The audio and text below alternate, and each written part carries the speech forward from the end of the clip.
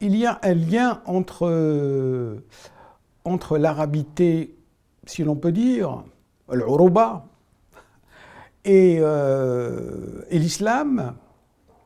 Ce lien est double.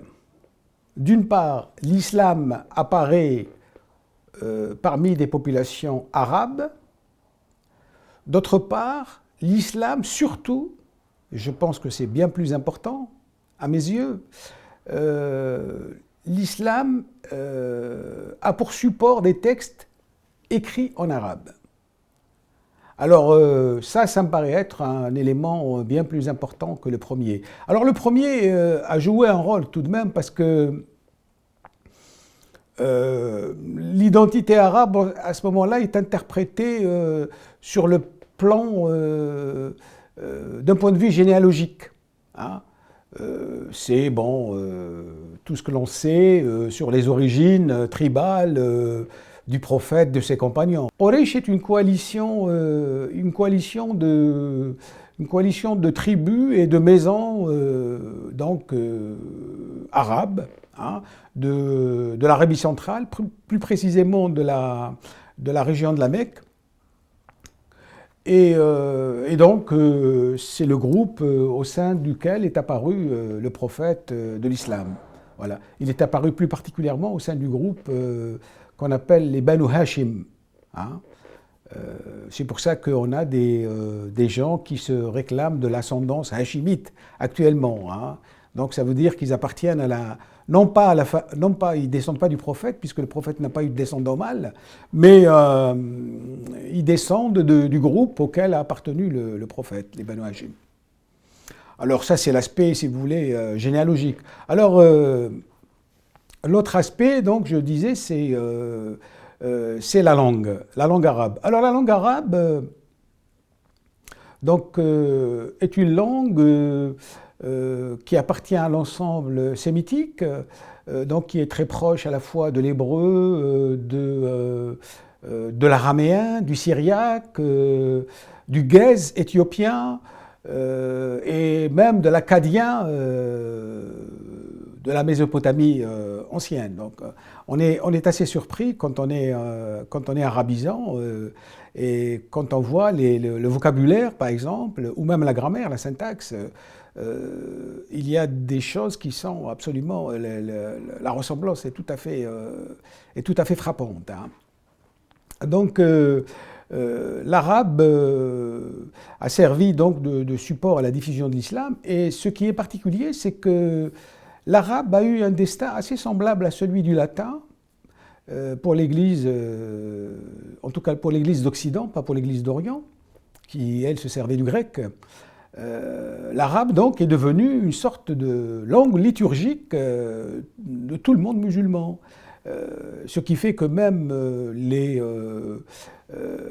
musulmans qui ont conservé leur langue vernaculaire, comme les turcophones, les persanophones, les kurdophones, etc., tous ces gens-là sont obligés d'apprendre l'arabe pour lire et comprendre à la fois le texte coranique, le corpus de la tradition, c'est-à-dire les hadiths, et même la littérature religieuse savante.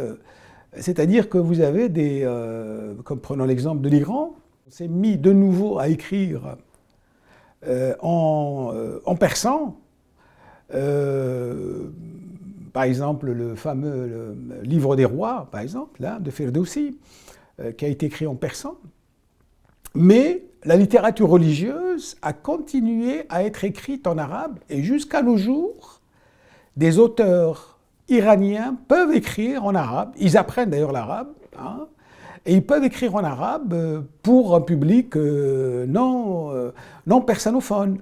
Donc, vous voyez l'importance de l'arabe. Sur ce plan-là, il faut remarquer que l'arabe joue un rôle tout à fait exceptionnel. Donc, c'est dans ce sens-là que l'islam a un lien avec la langue arabe. Alors, il y a un autre élément, mais qui est plus complexe, c'est celui de savoir si, c'est un problème qui a été souvent posé, c'est celui de savoir si le fait que l'islam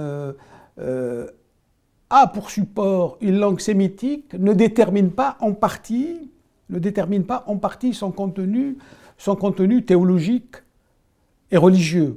Hein. Disons en gros que c'était la thèse de quelqu'un comme Ernest Renan au XIXe siècle, mais c'est une thèse qui n'est pas entièrement fausse, parce que c'est-à-dire que dans la transmission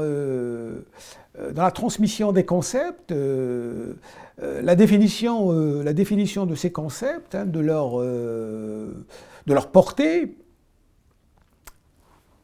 a tendance tout de même à orienter, si vous voulez, la pensée dans une direction. En arabe, vous savez, la langue arabe est une langue fondée sur des racines. Voilà.